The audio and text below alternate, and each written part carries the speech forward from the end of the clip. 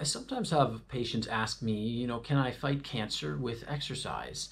And while exercise doesn't directly maybe kill cancer cells, there are a couple of ways that indirectly it can affect cancer prognosis and seem to have a anti-cancer effect. I'm Dr. Baker. I work as a naturopath, and today we're going to go over the role of exercise in cancer care. There was a 2005 study from Harvard, and they found that patients with breast cancer who completed a lot of exercise had a 40% higher survival rate compared to those who didn't. There was another study from 2020 done in Japan, and they found that patients who did a lot of exercise again had about half the risk of recurrence of their cancer.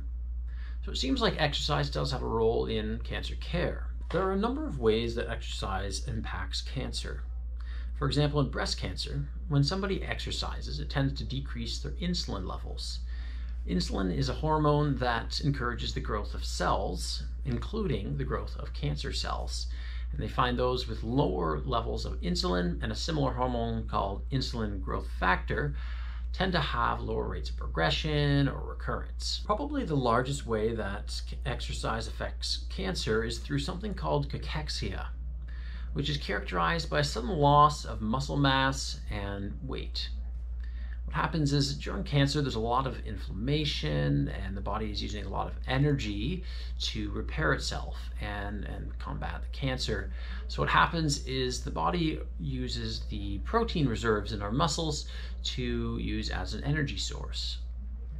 This often leads to frailty and weakness. So scientists have wondered, how can we combat this cachexia? How can we slow the breakdown of muscles? We do know that exercise and strength training helps encourage that growth of muscle and stimulate muscle tissues.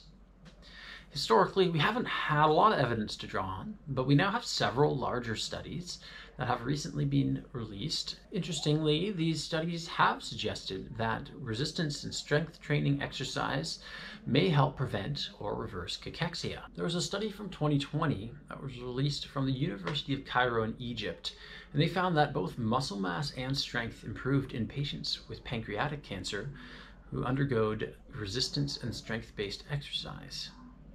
Now, this is pretty surprising because in that type of cancer, there tends to be a lot of cachexia and a lot of weight loss.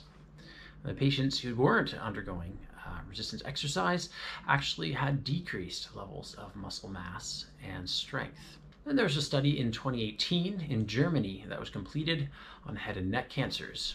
They found similar results with about a 20 to 30% increase in strength in those who were completing resistance and strength-based exercise. These studies concluded that exercises were both safe and feasible. One of the largest studies is yet to be released and should give us some more insights in 2022.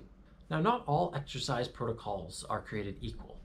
I often see patients come in and they haven't really seen much muscle mass growth.